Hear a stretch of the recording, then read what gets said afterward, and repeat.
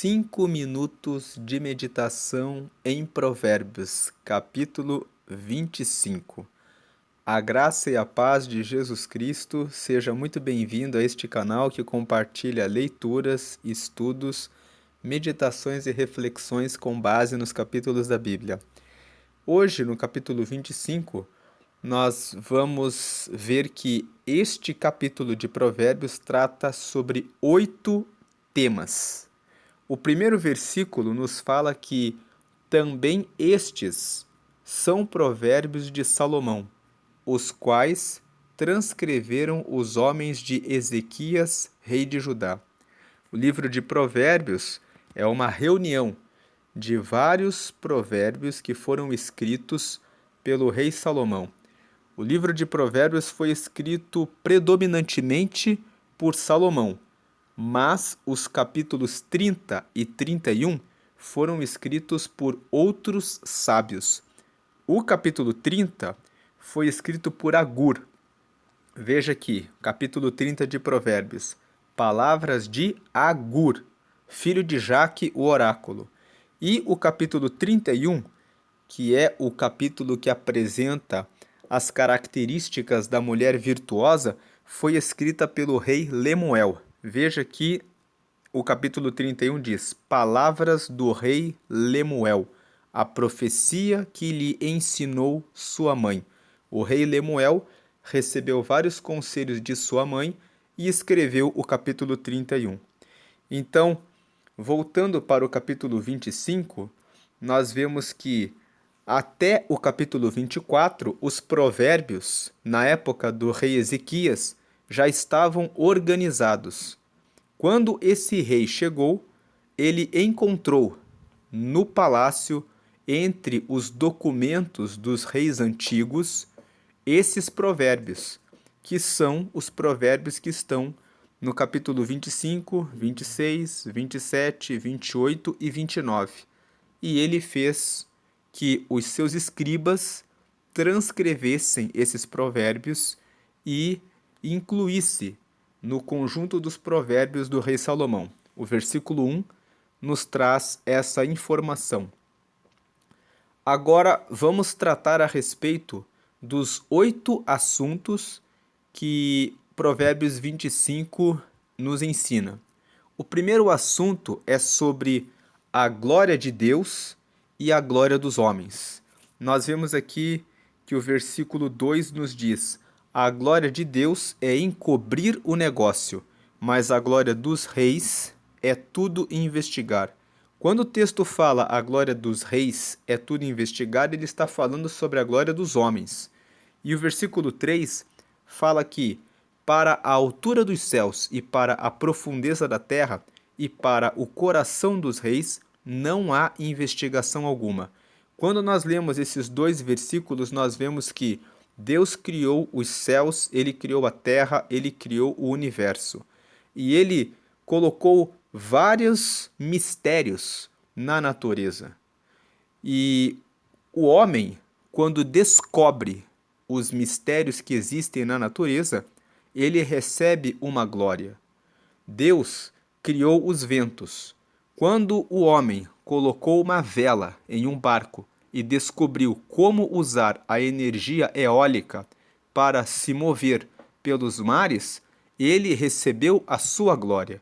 O homem que fez isso recebeu a sua glória. Assim como quando Deus criou as cachoeiras e a força das águas, ele encobriu a capacidade das águas gerarem energia elétrica. O homem, quando descobre como usar as águas para produzir energia elétrica, recebe a sua glória. Então a glória de Deus é encobrir as coisas, encobrir tantas e tantas coisas no meio da natureza, no meio do universo. A glória dos homens é descobrir, é tudo investigar.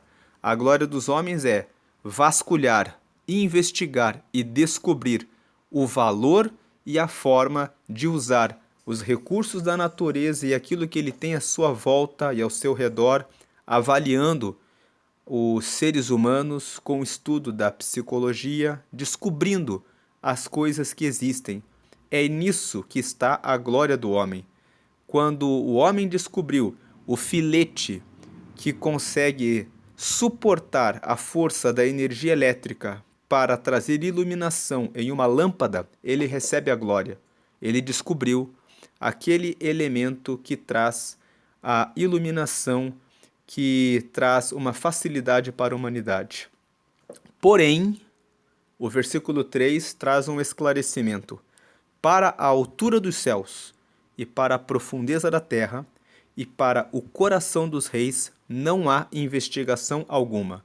O versículo 3 está dizendo que o homem, a glória do homem, é investigar tudo, descobrir as coisas. Mas o ser humano, ele é limitado. Só Deus é onipotente. Ou seja, só Deus tem todo o poder. Só Deus conhece tudo o que existe nas alturas dos céus e conhece tudo o que existe na profundeza da terra. E só Deus é onisciente. Só Deus conhece os pensamentos de todas as pessoas. Então, aquilo que se passa no coração do rei, aquilo que se passa no coração das pessoas que estão à nossa volta, é algo que só Deus pode saber. Então, a glória de Deus é encobrir o negócio. A glória dos homens é investigar tudo, querer descobrir tudo. Mas o homem é limitado. Só Deus é onipotente, tem o conhecimento sobre tudo nas alturas dos céus e na profundeza da terra, e só Deus é onisciente, conhece o que vai no coração de todas as pessoas. O segundo tema é sobre a pureza. Os versículos 4 e 5 falam sobre esse assunto. O 4, tira da prata as escórias, e sairá vaso para o fundidor. E o 5, tira o ímpio da presença do rei, e o seu trono se firmará na justiça. Os versículos 4 e 5 falam a respeito da pureza. Quando eu quero uma prata que possa ser usada para a fabricação de um vaso que seja belo, eu preciso primeiro tratar essa prata, tirar as escórias, tirar aquilo que não presta, limpar bem a prata, para que eu possa formar um bom vaso. Quando eu quero firmar a minha vida, o versículo 5 fala: tira o ímpio da presença do rei. Nós somos reis. Eu e você somos reis. Nós somos convidados a reinar sobre a nossa vida. Quando nós queremos reinar bem na nossa vida, nós precisamos tirar os ímpios, aqueles que praticam o mal, que são desonestos, que não querem relacionamento com Deus, que são infiéis, que são desonestos nos contratos, que são adúlteros nos seus relacionamentos com o seu cônjuge. Porque aquela pessoa que adultera com a própria pessoa com quem dorme vai ser fiel no contrato que você vai fazer com ela de sociedade? Se a pessoa trai o próprio cônjuge, por que ela vai manter a fidelidade em uma sociedade? Então, tira o ímpio da presença do rei, e o seu trono se firmará na justiça. Quem quer ter o trono, ou seja, a sua vida firmada na justiça, firmada naquilo que é bom, naquilo que é honesto, naquilo que é verdadeiro, num caminho que vai ter segurança, estabilidade, certeza de que o resultado final vai ser bem-sucedido, precisa tirar o ímpio de diante da sua presença, para que possa estar cercado de pessoas que são puras, de pessoas que são retas. Você precisa andar com as pessoas que guardam a pureza. Então, seja para fabricar alguma coisa, é necessário limpar, purificar para que você possa produzir um vaso de prata, você precisa limpar a prata das escórias. Para você ter uma vida tranquila, reta, justa e boa, você precisa manter a pureza nos seus relacionamentos e testar as pessoas à sua volta para verificar se elas estão puras daquilo que é incorreto, desonesto, desleal, para que você possa firmar o seu trono, firmar a sua vida. O terceiro tema de Provérbios 25 é sobre humildade. Os versículos 6 e 7 tratam desse assunto. 6. Não te glories na presença do rei, nem te ponhas no lugar dos grandes. 7. Porque é melhor que te digam, sobe para aqui, do que seres humilhado diante do príncipe a quem já os teus olhos viram. Então, o rei aqui pode significar uma pessoa importante que você conhece, uma autoridade, o chefe da sua empresa, um sócio que tem uma posição mais alta dentro do conselho da empresa que você tem, ou alguma autoridade eclesiástica, uma reunião entre as pessoas que fazem parte da sua igreja, ou uma pessoa que está recebendo convidados e você é um dos convidados. E o versículo recomenda que você não se coloque como alguém que é muito importante entre os amigos dessa pessoa logo no início, quando você chega no lugar. Não te glories na presença do rei. Não te coloque no lugar dos grandes. Porque se você é humilde e se coloca um pouco mais distante, a pessoa lembra de você e fala, vem sentar aqui mais perto, você vai ser honrado.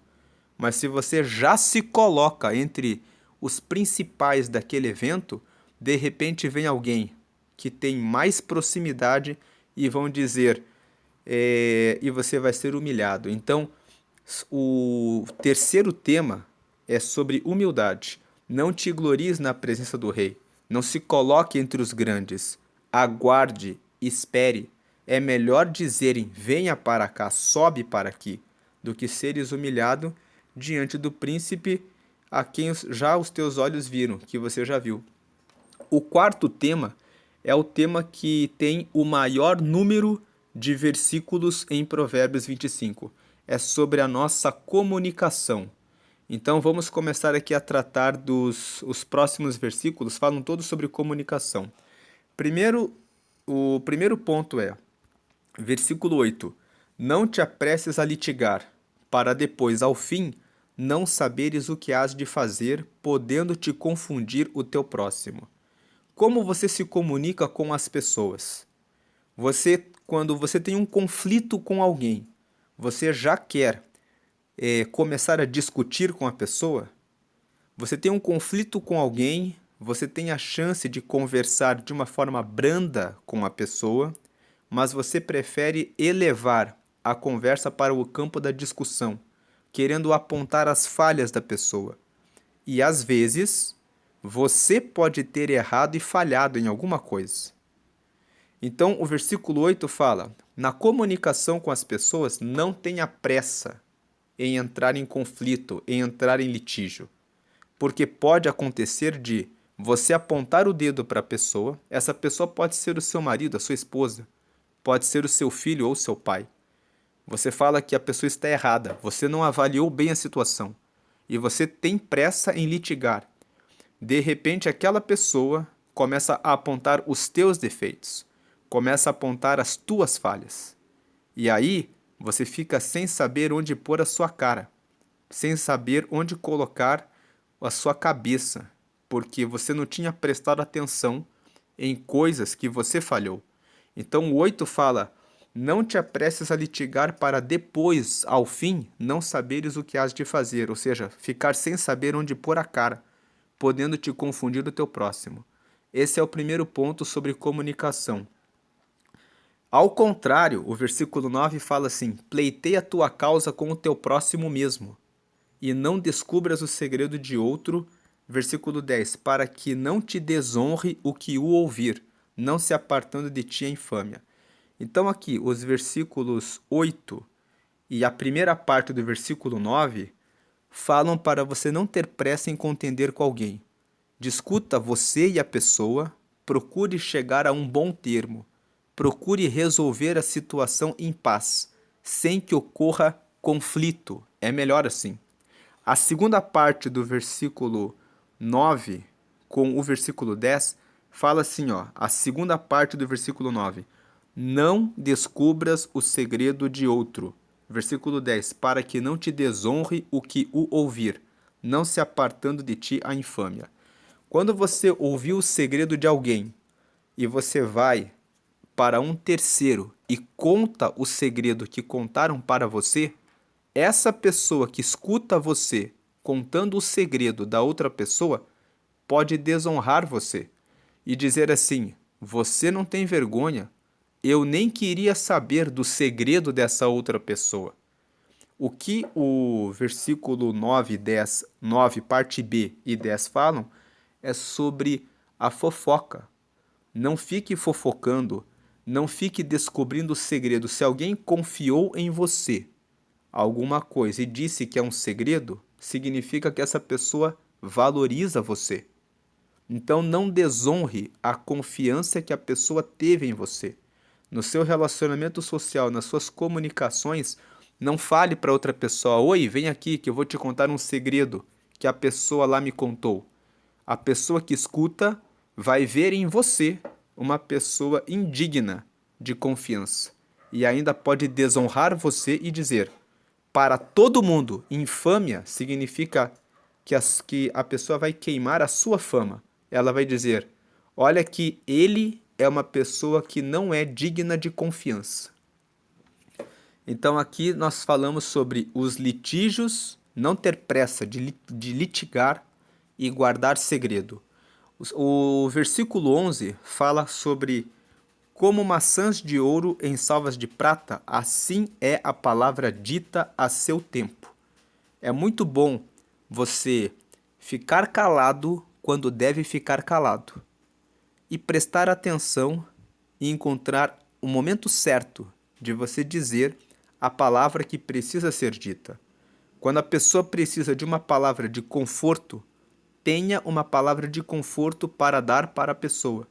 Quando a pessoa precisa de uma palavra de correção, seja a pessoa que corrige, que fala o que precisa ser dito. Fale sempre com moderação, com temperança, com tranquilidade.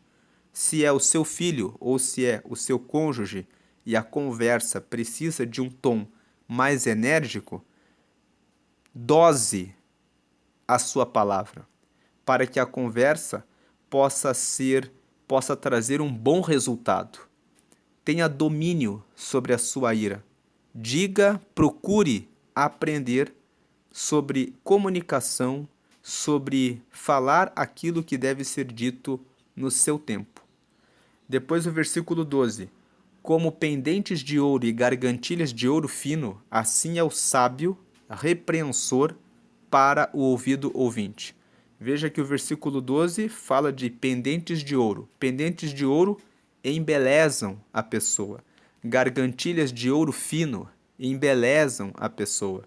Então, assim como existe algo muito belo com o uso de pendentes de ouro e gargantilhas de ouro fino, o sábio, que é repreensor, aquele sábio que repreende, o ouvido, que é ouvinte, assim ocorre transformação, ocorre mudança para o bem.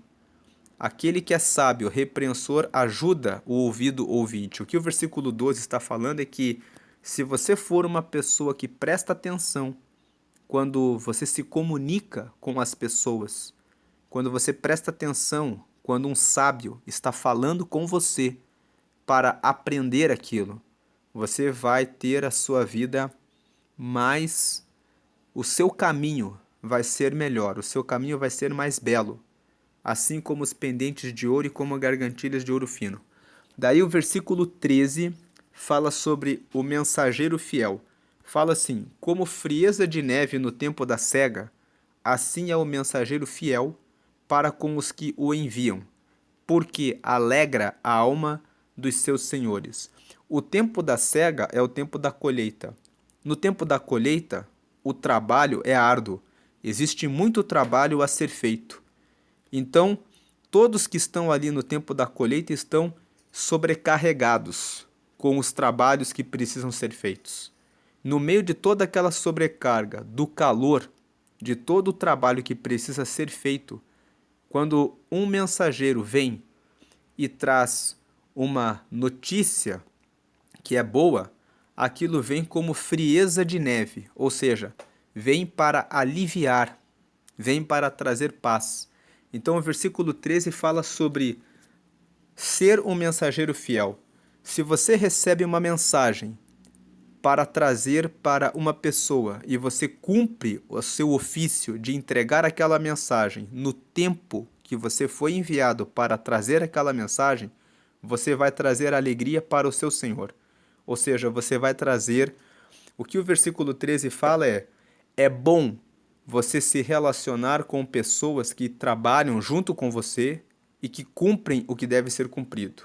Quando você comunica com os seus colaboradores e eles respondem da forma como devem responder. E é muito bom quando você tem essas pessoas à sua volta. E o versículo 13 traz uma recomendação. Preste atenção nas pessoas que estão à sua volta. Preste atenção em como elas agem. Tem muito da nossa comunicação não precisa de palavras. O que nós fazemos também comunica quem nós somos. Aquele que executa a tarefa no tempo correto está comunicando que você pode confiar nele. Versículo 13 fala sobre isso. Versículo 14 fala sobre a pessoa que vive se gabando, a pessoa que é orgulhosa, que é arrogante. Versículo 14. Como nuvens e ventos que não trazem chuva, assim é o homem que se gaba falsamente de dádivas. Nunca diga que você tem habilidades, que você tem talentos, que você pode fazer coisas que você de fato não pode e que você sabe que não pode. Vai chegar um dia em que, de tanto você se gabar disso, que as pessoas vão te pedir ajuda, vão te pedir conselho, e você vai ser como nuvem e como vento que não traz chuva, que não tem nada. O versículo 14 também nos ensina a prestarmos atenção em pessoas que são assim, pessoas que vivem contando vantagens que na verdade não possuem. Pessoas assim são pessoas que você deve manter distância. Não são pessoas boas para você ter contratos, para ser seu cônjuge, para estar no seu círculo de amizades, porque quando você precisar delas de fato, elas não vão poder cumprir e honrar aquilo que falam. Versículo 15 fala sobre a brandura na língua. O versículo 15 fala: pela longanimidade se persuade o príncipe, e a língua branda quebranta os ossos. Longanimidade significa longo ânimo. Longo ânimo é o mesmo que paciência. Então, o versículo 15 está dizendo que pela paciência se convence o rei. Persuadir é você conseguir convencer o príncipe para que lhe dê uma decisão favorável. Muitas vezes nós temos uma situação que precisa ser resolvida por uma autoridade. E muitas vezes é necessário ter paciência. E no exercício dessa paciência, a língua branda quebranta os ossos. Quando ele fala dos ossos, os ossos são uma estrutura forte. Quando ele fala que a língua branda quebranta os ossos, ele está dizendo: se você for suave nas suas palavras e se você tiver paciência em ir falando aos poucos a respeito daquilo que você está buscando, daquela autoridade, daquela pessoa que você depende dela para conseguir aquilo que você busca, você vai conseguir derrubar aquela dificuldade. Você vai conseguir quebrantar os ossos. Então, muitas vezes, nós somos afobados, apressados em querer resolver uma situação da nossa forma e nós não medimos as palavras. Às vezes, é preciso ter paciência e ter suavidade nas palavras. Isso é importante para vendas, isso é importante para resolver problemas na família, isso é importante para resolver problemas quando o seu filho, só ele pode decidir se ele vai ou se ele não vai começar a agir de uma ou de outra forma que você deseja que ele aprenda e faça o bem. Então, muitas vezes é necessário ter paciência e ter suavidade nas palavras. Vai falando, vai tendo paciência, que você consegue que o seu filho mude para o bem. Depois o versículo 18 fala sobre o falso testemunho, fala sobre comunicação também, que martelo e espada e flecha aguda é o homem que levanta falso testemunho contra o seu próximo. Então aquela pessoa que fala mal a respeito dos outros, o versículo 18 compara essa pessoa como um martelo. Por quê? Ela vive falando mal dos outros. A palavra dela serve para macetar, destruir, quebrar, arruinar a vida do próximo. Serve como espada que atravessa o coração, o fígado, que atravessa a alma da pessoa.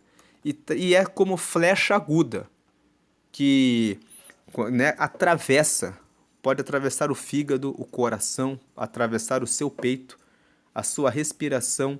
Em outras palavras, nunca ande com pessoas que vivem falando mal, trazendo mal, falando de falso testemunho contra o seu próximo. Amanhã é de você que ele vai falar. No Salmo 1, a Bíblia fala que bem-aventurado é o homem que não anda no conselho dos ímpios, não se prende, não se detém no caminho dos pecadores e nem se assenta na roda dos escarnecedores.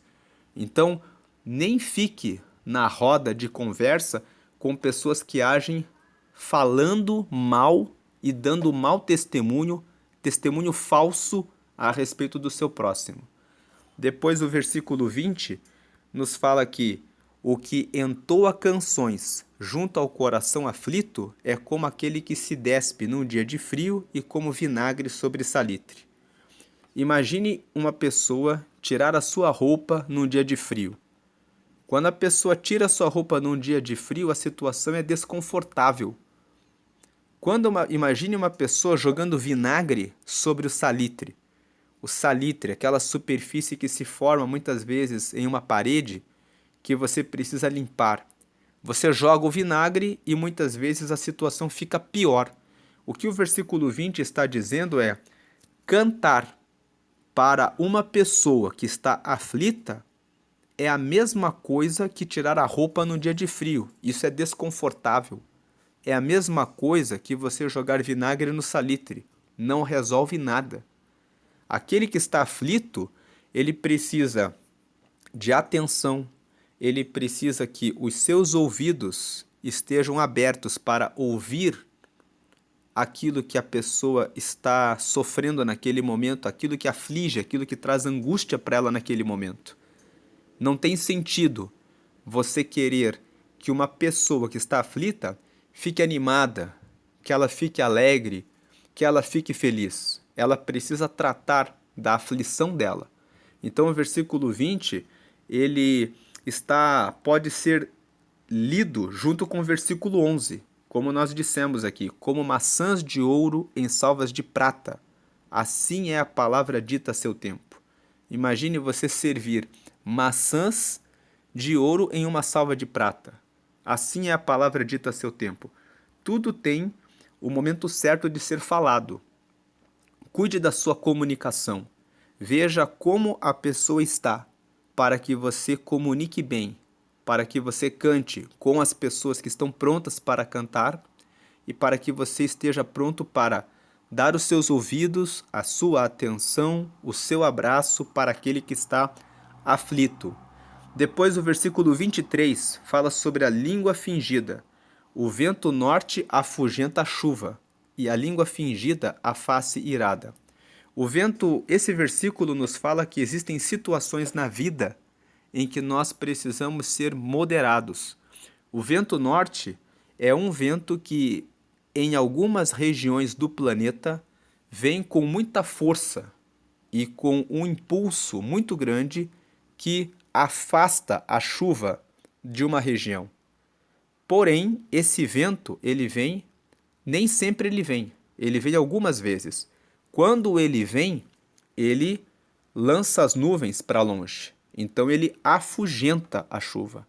Assim também a língua fingida afugenta a face irada. Alguém que está com a face irada é alguém que está com raiva, com mágoa, com ódio, com ressentimento. que precisa de um tratamento. E muitas vezes as palavras que são brandas, as palavras que são elogiosas, que afagam a pessoa, que dão tranquilidade para a pessoa, fazem com que a sua ira seja afastada. Esse versículo não ensina que nós devemos ser falsos, fingidos ou mentirosos ou enganadores. O que esse versículo está dizendo é que é necessário apaziguar as situações, que a vida tem muitos imprevistos, situações inesperadas. Muitas vezes você sai de casa num dia ensolarado e você volta encharcado porque veio uma chuva inesperada. Assim também na vida existem situações que você não esperava, então você fica com a face irada. E muitas vezes você precisa passar por cima daquela situação, atenuando, mitigando, sendo um pouco mais sensível, um pouco mais suave em relação àquilo que você fala. E esse negócio de a língua fingida afugenta a face irada tem relação até com a gente mesmo. Muitas vezes a gente tem um perfeccionismo. Eu quero fazer um trabalho e ele tem que ser feito daquela forma. E eu não consegui realizar. Muitas vezes eu falo, tudo bem, tudo bem.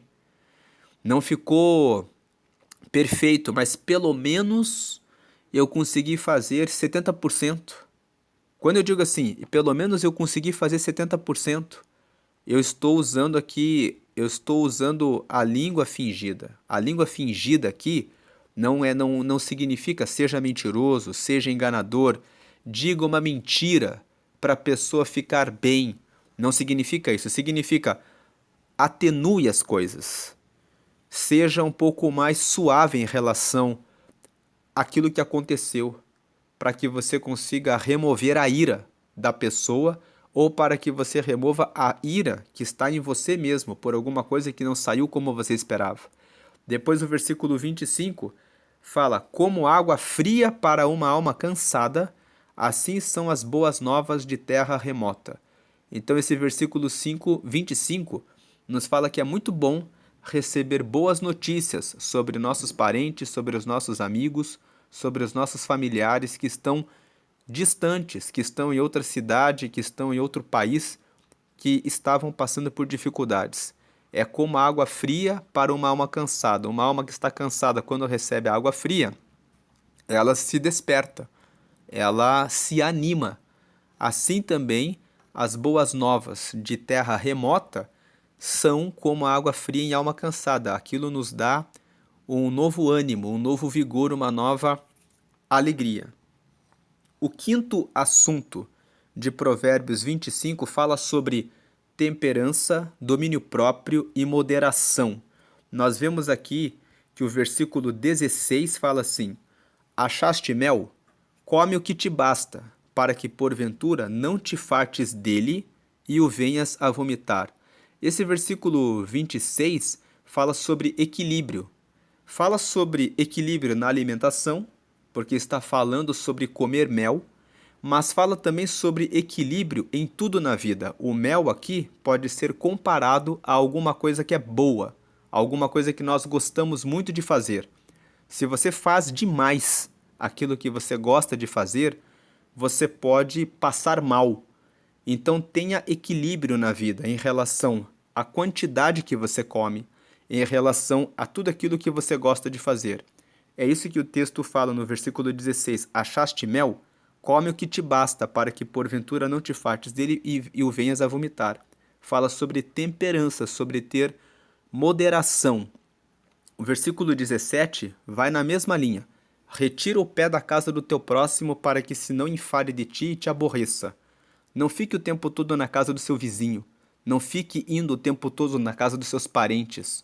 Não fique o tempo todo visitando o seu filho, porque pode ser que a sua nora ou a sua filha, porque pode ser que o seu genro se incomode quando você vive o tempo todo querendo estar na casa do seu filho, da sua filha, na casa do seu parente, né? É necessário ter temperança, moderação.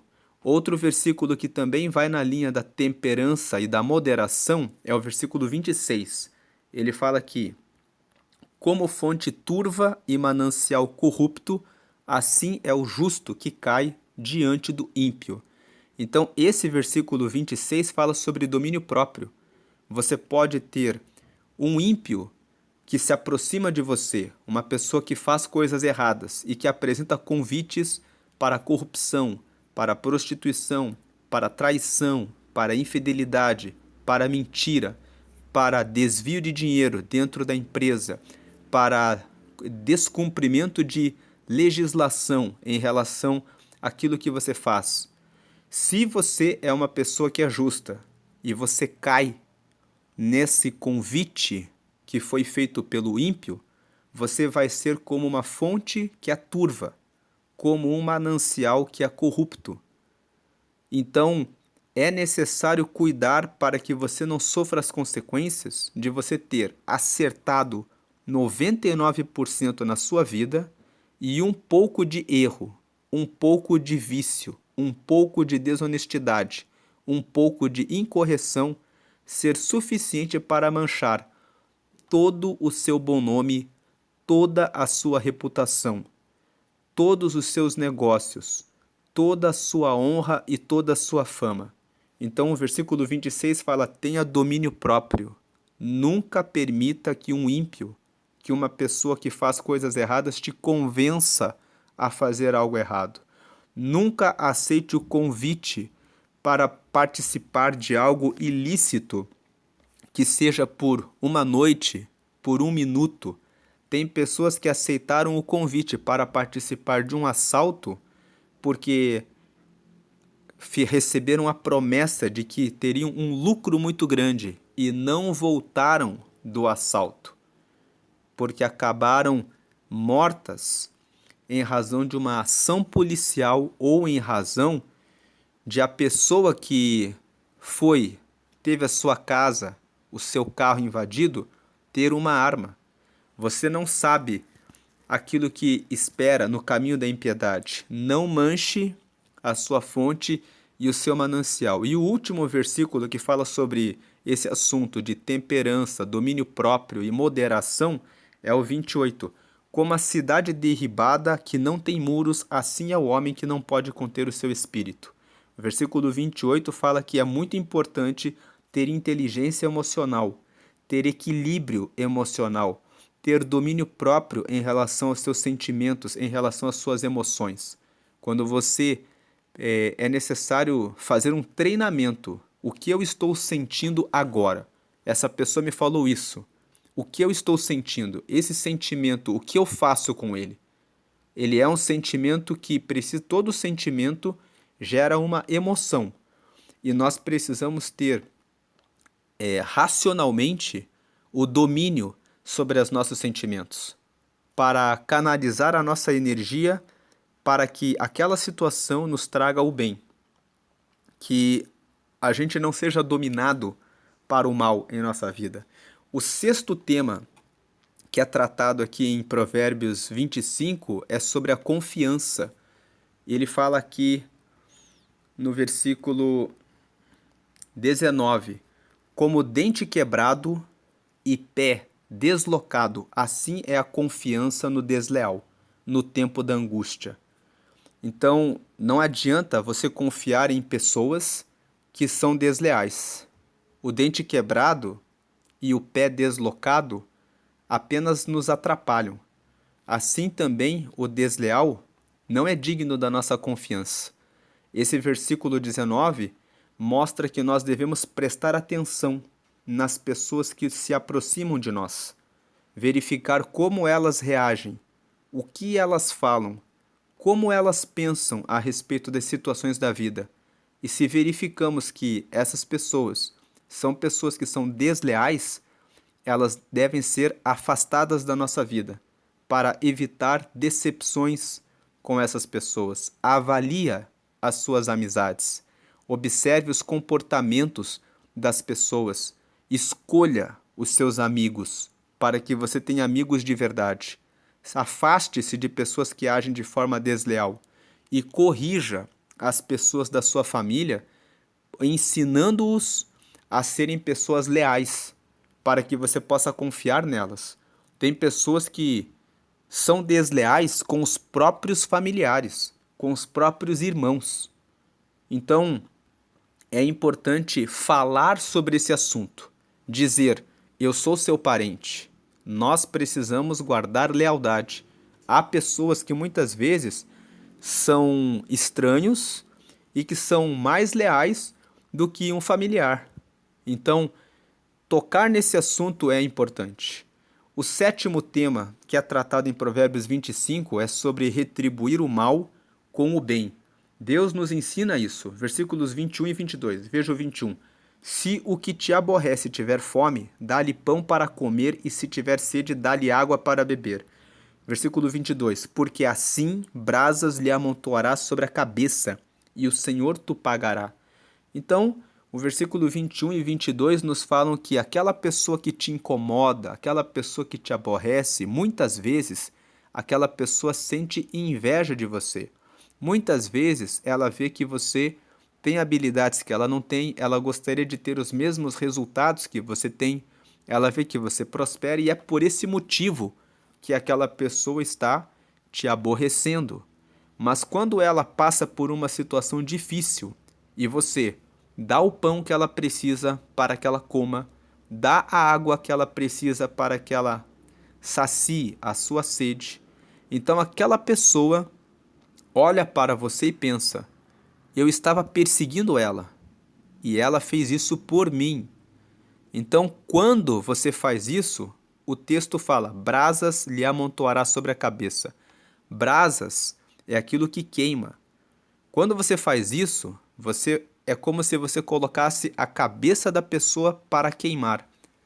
Brasas vêm sobre a cabeça da pessoa. A pessoa começa a pensar: como que eu pude fazer tanto mal para essa pessoa se essa pessoa agora está me fazendo o bem? Você vai amontoar brasas na cabeça dela, ela vai pensar, ela vai refletir, ela vai se arrepender, ela vai ter a chance de mudar.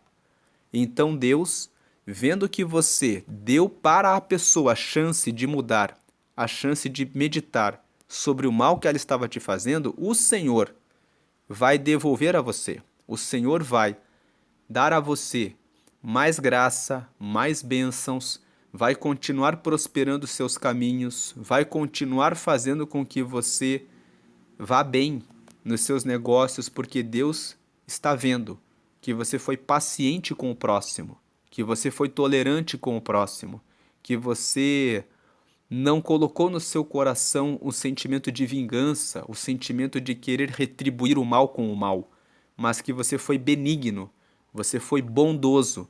E essa é uma característica de Deus. Então Deus vai olhar para você com bons olhos e vai dizer: esse é meu filho, ele está comigo. E o último assunto de Provérbios 25 fala sobre a pessoa rixosa. O versículo 24 fala: é melhor morar num canto de umas águas furtadas do que com a mulher rixosa numa casa ampla. Então esse texto aqui está falando da mulher, mas na verdade é a pessoa que é rixosa. Que é melhor você morar num canto de águas furtadas, está mostrando o quanto é desagradável ser uma pessoa rixosa. É melhor morar em uma casa emprestada, em uma casa que fica num terreno longe de tudo. Quando ele fala de umas águas furtadas, é o mesmo que podemos comparar assim, como é melhor morar de favor em um terreno emprestado por algum amigo, por alguém, do que morar em uma mansão, em uma casa de muito valor, de alto padrão, mas com uma pessoa que traz um incômodo tão grande que vive o tempo todo reclamando, que vive o tempo todo discutindo, que vive o tempo todo derrubando a paz e tirando a harmonia, a tranquilidade, o sossego para se ter uma vida feliz e saudável. É mais agradável viver num terreno afastado do que com uma pessoa rixosa.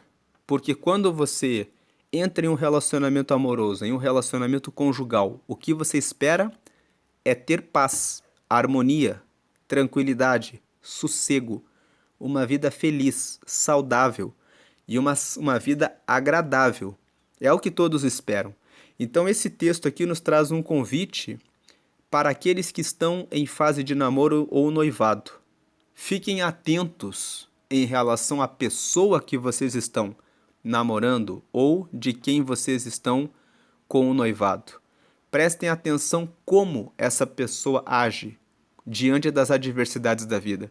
Porque se a pessoa é rixosa agora, dificilmente ela vai mudar no futuro. Você precisa ter certeza que terá paciência para lidar com essa pessoa durante uma vida toda. Lembre que namoro e noivado são fases de conhecer a outra pessoa, ver como a pessoa reage no relacionamento com seus pais, com seus irmãos, com outras pessoas. É importante para que você fuja de uma pessoa rixosa, porque Provérbios ensina: é melhor morar num canto de umas águas furtadas, num terreno emprestado por alguém, do que com uma pessoa rixosa numa casa ampla. Esses são os 8 temas que Provérbios 25 trata. Deus abençoe a todos. Amém.